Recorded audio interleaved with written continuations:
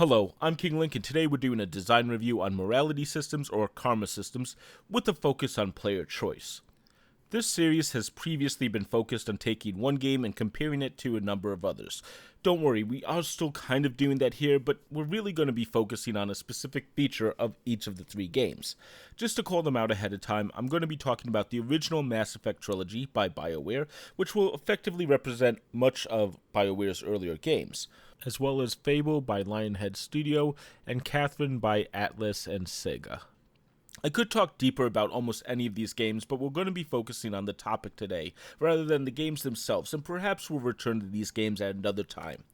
I also am going to be calling karma systems by morality systems. They're the same thing for this video. I think morality just calls out what they're really doing. So let's get started, and we're going to start with the big game that people think about when we're talking about player choice or morality systems: Mass Effect. BioWare as a whole was known for their morality systems dating back to Knights of the Old Republic. While I probably should focus this video on Knights of the Old Republic, I am holding off on that because the morality system there is based on the source material, that little movie named Star Wars. So instead, I'll be touching on the first three Mass Effect games.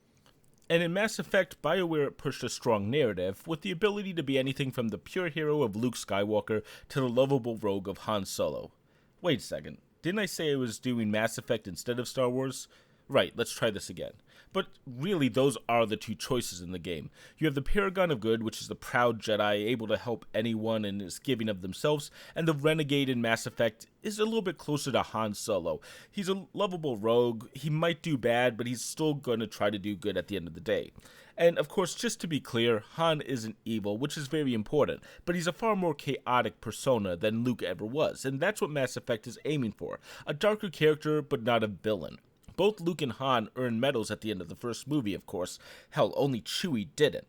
Now, instead of the normal good versus evil scale most morality games go for, Mass Effect focuses more on the idea that can be summarized as Dungeons & Dragons' trope of lawful good versus a more neutral good.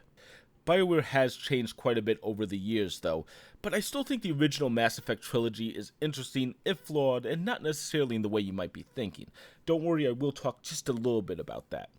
The dialogue choices in Mass Effect, though, are fantastic, as is much of the story and narrative. You get the feeling that you can say what you want with a number of these choices. You will eventually have to choose from one of the three options on the right side of most situations, and the game isn't exactly clever about how they lay this out. The top choice on the right is going to be Paragon, the middle choice is always neutral, and the bottom choice is always Renegade. This is a flaw to me, but there is a choice that works for the middle of the road that players can choose, usually, if they don't want to be the Paragon of Good or a right bastard. And this brings us to my big problem with the Mass Effect system. It's the morality system itself. Most of the important dialogue in each of the original Mass Effect games puts the player in different places on a morality scale, and that scale becomes a major gameplay element of those games. Each game does this a bit differently, so I'm going to quickly sum them up and also show the evolution of the idea. The first Mass Effect game gives you skills that you'll see on screen. Now, those expand when you reach certain levels of Paragon or Renegade points. If the player earns something like 75%, they also will get an achievement. I think there's a mission at 80% of the points, and this is okay. Honestly, this is just a system that they ripped off of Knights of the Old Republic, and you get abilities as you gain light or dark side points. Here, the abilities are just for dialogue, and I get that. It is an evolution of that original system. But unless you go heavily into either Paragon or Renegade, you lose a lot of the dialogue ability, so early on, almost every player is going to have to choose either Paragon or Renegade path. And that's how the system works, and it becomes a big problem. There's no benefit from any real form of role-playing. You get what you ask for, and trying to play both sides becomes a weaker experience. Mass Effect 2 evolves these rules. The player no longer gets abilities based on their reputation, they now get locked dialogue choices. If you aren't enough of a badass, you can't say the same line. This is essentially the same problem in a different coat of paint. In Mass Effect 1, if you're not 60% or more Paragon, you can't level up your charm ability to say a line. In Mass Effect 2, if you don't have 60% of all Paragon points you can obtain, you can't say this similar line. It's the same result for a slightly different gameplay reason. This is a coat of paint on the same issues as the original game. Now, if you didn't hear it, there is a change here where the system now looks at what percentage of all points you have earned are Paragon or Renegade, along with a look at how many possible points there were. But once again, there's no reason to play the middle of the road choices because of that. There's also an interrupt system here that works, but because of all the possible points you can have, you're going to be using every interrupt you can to maximize your choices. Now, I want to focus a little more here. The middle of the road option becomes a worthless pick, especially in Mass Effect 2, because players are going to be forced to specialize in Paragon or Renegade points for optimal choices. If you're a player that didn't side heavily with either Paragon or Renegade in any of these games, that would be acceptable, but realize you're probably the oddity in this situation. I also will tip my hat to someone who avoided the allure of a stronger verbal character to roleplay a more interesting or nuanced character, but that's not me or most players. In fact, a designer from BioWare said 92% of all players chose Paragon first in Mass Effect. This is far higher than I would have ever imagined. In Mass Effect 2, they say that only 35% of players chose the final Renegade choice. Granted, this is a single choice at the end of the game, but it shows that players were heavily favoring Paragon choices. This is interesting data, but as a designer, the first piece shows a major problem with the game's design, because now the designers have hard data that most players are choosing the Paragon side. So what would you do if you found out this information? I'm actually going to applaud BioWare here, because what I would expect a normal developer to do if 92% of your audience chooses one side of a moral choice is to focus a majority or even all your resources on that path. Why have a Renegade path if it's over 10 times as many people playing the other path first? That's not what BioWare did, of course. Instead, it kind of messed up the morality system for better. The quick version of Mass Effect 3 is morality almost doesn't matter. It no longer matters if you choose a Paragon or Renegade choice, both of them will give you reputation, and that reputation is actually what will matter when the dialogue choices pop up. Have enough combined reputation of both types, you can use that sassy line. This is a better situation, right? Well, okay, yes and no. There is still an issue here. What's missing from this? Well, that's right. The morally gray area of the game is gone in Mass Effect 3. You're going to have to be the hero so you can say, I'll save you all, or you better pay me when I'm done. But both give you the same karmic reward. The choice barely matters, but you should never say anything other than the top choice, the Paragon, or the bottom choice, Renegade choices. Otherwise, you appear not to get the reputation points, which is what ultimately matters with the new system. So you will feel the need to use every interrupt to get all those low reputation points, and choose one of the two paths to get into every story you can, so you can get all these points. The problem here is the morality system stops being a deciding factor for your character, which is a huge improvement, but it still has the same issue of being mandatory in a third coat of paint on the same issue. I understand why. Mass Effect 3 was part of a trilogy. I will actually heavily praise BioWare for making this choice to step away from the two previous systems that seem to define the player more and offer a new reputation system in each of their 3 games. It shows that they were committed to trying to fix the issues they had with this system. The final version allows players to make the best decisions for their character, though they also did add in war resource system, which has similar issues to the karma system, though I've already spent enough time on Mass Effect, so just repeat most of the complaints that I've had. Players will have to min-max that, potentially requiring those levels of micromanagement for the best endings. Now, speaking of all of this, before we leave the Mass Effect series, I'm going to be tackling one last topic. I've been harsh on the game, but I want to defend Mass Effect 3's big issue that everyone seemed to have at launch. Everyone gets mad at the end of the original version of Mass Effect 3, and you're fully within your rights to make those cases about the endings. I strongly agree with many of those opinions, but since we're talking about player choice, I want to point out a misconception people seem to have. BioWare said every choice you make will matter to the ending of the trilogy or something silly like that. I'm of course paraphrasing. I think these complaints miss the forest for the tree, and yes, the ending of Mass Effect 3 is only one tree of a much larger forest. Mass Effect 3 is one of the most impressive games I've ever played for one reason. It feels like I got a handcrafted story that was unique to my playthrough. This, of course, isn't true, but there are 8 critical choices that they call out as you import your game, and your romance options, of course, though there are close to actually 20 or 30 smaller choices that aren't named, but will matter if you import your save file to Mass Effect 3. In just the 8 named choices, if they were only binary, which they aren't, that is close to 256 possible entry points for critical choices, and far more outside of them. Granted, with the Paragon or Renegade routes that I've been talking about, most players will have near similar experiences to one of two, maybe four main paths you can take through the game, but the point is, there is a significant difference. Now note, if you don't import your game in some manner in Mass Effect, you're going to be missing out a lot in this trilogy, and that kind of sucked for the PlayStation 3 fans because they got Mass Effect 1 6 months after the release of Mass Effect 3, so only then did they get to experience the true Mass Effect trilogy, as I would call it, but you can see some of the choices on screen would be quite major. The thing is, many choices you've made in both Mass Effect 1 and Mass Effect 2 matter in Mass Effect 3. Just to give one of the earliest examples in Mass Effect 3 that you'll see on screen, you'll team up with a team member from the first Mass Effect game, and the players will have made the choice who survives up to this point. Personally, I have Ashley Williams here. Throughout Mass Effect 3, I actually got a little teary-eyed at times because I got to see old friends that I had. Players have built up relationships with many of these characters in the previous two games, which is completely awesome. Now, all three endings of Mass Effect 3 can be reached pretty much no matter how you enter the game, but I have heard that complaint from fans that the endings don't change. But hold up. If you want that, what you're actually saying is you want the ending of Mass Effect 3 not to be based on what you do in a 20-hour game, but what you do over 60 total hours across 3 games. Imagine if you imported a save that was impossible to get the best ending, the ending you wanted, or potentially the canonical ending for the series. Now you would have to go back and replay potentially 3 games to get that best ending, and if you didn't spoil yourself so you could fully enjoy the story, you've already completed each of these 3 games at least once, a feat of at least 60 hours here. I'm perfectly fine with how BioWare did the endings, but the cutscenes and the endings themselves should have been done better at launch. That was unforgivable. So now that is a deep dive on the original Mass Effect trilogy. I know it's a lot, but I wanted to show not only the issues with the morality system, but how BioWare evolved these systems throughout 3 games. Yes, it's not the only karma system we've ever had, so let's move on to another game. And this is, of course, Fable. Peter Molyneux finally makes an appearance in my videos because when you talk game design, you're eventually going to have to tackle Peter Molyneux.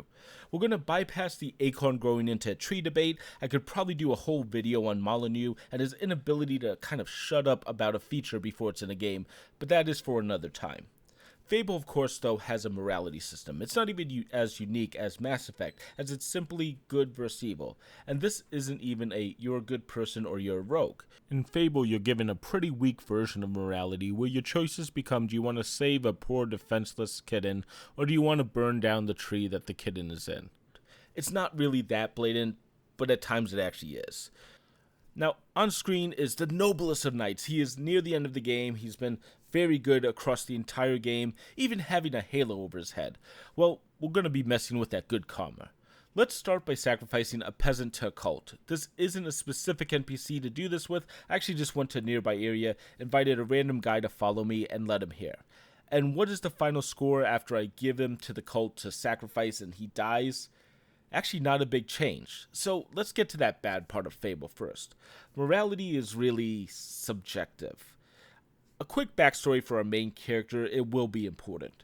Your main character grew up in a town called Oakville and something bad happens.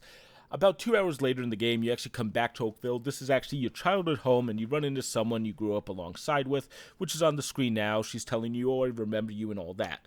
Basically, you left the village when everyone was murdered. Okay. So let's go back to our positively aligned character. Yes, a little taken off because of that sacrifice, but still has the halo and all. And then one very long day happens.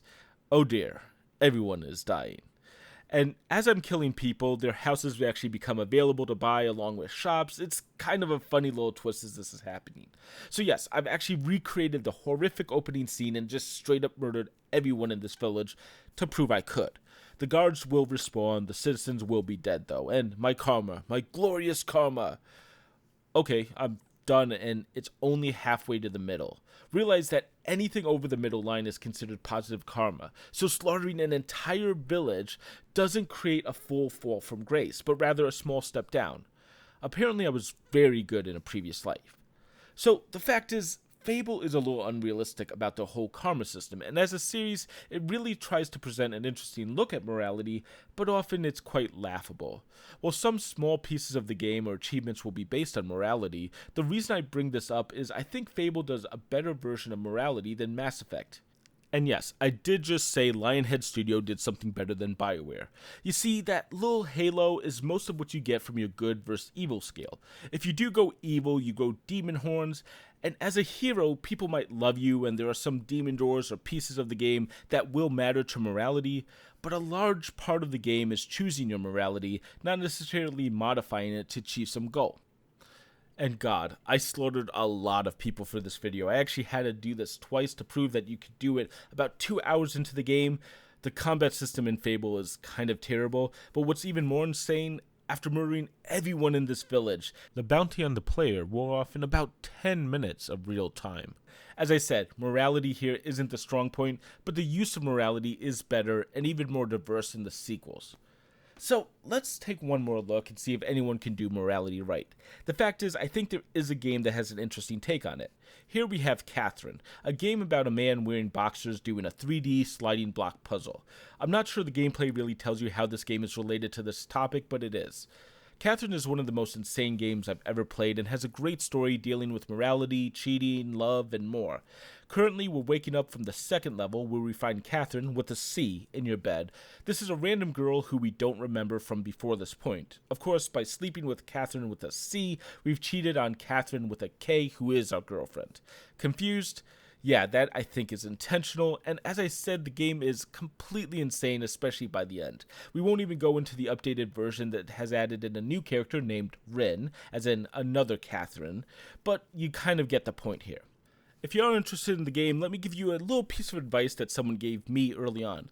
Don't look up any guide about the morality system here. Don't worry, I'm only going to be outlining the system myself and spoil what the choices amount to, but I won't be talking about the individual pieces. Unlike BioWare, Catherine won't assist the player when you're presented with two options. The game doesn't even tell you what this scale means, and I'm going to avoid discussing that as the game treats it as a hidden theme of the entire narrative. Players will try to puzzle out which choice goes to which side, and this is actually intentional. Without reading a guide, you can't min-max the morality in Catherine, nor should you, and that's actually what I like here. It's also not necessary. The bar in the game will constantly move along the mystery meter, which is what the game is calling it. Now let me quickly, without spoilers, explain what the bar is for. The bar is one of the major deciding factors between the original Catherine's 8 endings or Catherine Fullbody's 13 endings. And a reason you shouldn't be looking up spoilers is that if you play this game truthfully, you actually will get a custom experience where you are answering meaningful questions about yourself, which result in you getting an ending specifically tailored to you. Even better, the game constantly is asking you questions about yourself, such as, would you live with someone you aren't married to? These can be personal questions if you want them to be. There was a point in my first run many years ago where I tried to answer questions how I thought the game would expect me to answer it, so I could move the bar towards the goal I had in mind, which was Catherine with a C. But honestly, when I was closer to 20, that's where my taste went. I was wrong, though. The bar actually moved in the opposite way with my answer. The meter here actually changes based on all the actions the player takes, not just decisions in the confessionals as well. Like I said, play this blind if it's your first time playing Catherine's, because it's so well done. It's tracking your choices on a scale, but it's not necessarily judging you based on it, more just stating where you stand on this one binary scale. This only affects the ending of the game and a few internal dialogues of our main character, though while replaying it, I wonder how much those dialogues actually change. This is directly compared to where I felt the need to min-max the meter in Mass Effect to get the best result, and I really struggled to do anything that evil in Fable, nor did I need to. Catherine instead wants to talk about your morality or ethics while it looks at the scale. If you let it, those choices will define the values instead of you role-playing the actions of a character that you're portraying. And it asks you questions rather than tells you to act out morality plays to judge you on, at least in theory. Overall, I think Catherine has done the best here because the scale has no relationship with the gameplay. The choices will affect the story in minor ways, but also makes you think about your choices at a bit of a deeper level. Where Fable and Mass Effect make the player feel like he's attempting to manipulate a gameplay system for his benefit, Catherine is an examination of the topics and themes of the game, rather than an attempt to create some artificial construct for the game. Yet, Catherine falls into the same problem as all three games have. They've made morality into a binary choice, and while it does introduce a third state here, similar to a single scale in Dungeons & Dragons, giving the neutral option, it's just a 3-state choice instead of 2. While this is done better, it's not done perfectly. I'm gonna stop here. I could go into far more games, like on screen we have Dishonored that tries to make the chaos system, Dishonored's form of morality, into a gameplay system, but we actually arrive at the same point. It's a binary system that only affects a handful of custom pieces of the experience. In Dishonored's case, while relatively minor changes happen over the game, it's only going to impact that final level. Let me ask, have I missed any morality systems that you think do something significantly different or better? I'm going to leave that open to answer in the comments. I do have one more in mind, but that's going to be a whole other story. So let's get to the conclusion here. Morality systems or karma systems are fundamentally flawed. If you give it too much power, such as in Mass Effect, you force players to interact with it in a pseudo-scripted way. If you give it too little power, such as Fable, it becomes a cosmetic system that is ignored. And while Catherine does an amazing job with it, it doesn't feel like something that would work in any other game than Catherine. So ultimately, it is a problem for game design. However, getting players' choice into your game is important, so I've decided to do something different with this topic. Next week, I'm going to actually return to discuss player choice further and see what can be done to make meaningful choices, systems, and expectations. If Mass Effect is popular, well, I'm going to be talking about a game that's probably even bigger at this point and that has a better decision system. If you're interested in that video, definitely remember to subscribe and ring that bell so you're the first to hear when it releases. It will probably be in about a week, and consider sharing this video. I hope you've enjoyed it, and hopefully other people might too. I'm going to be popping up 2 videos here. I have a look at exploration in video games. It's a topic that both Fable and Mass Effect have done very well, and I'll be putting up a playlist for this series if you want to see other discussions on game design from me. Until then, I'm King Link, and thank you for watching.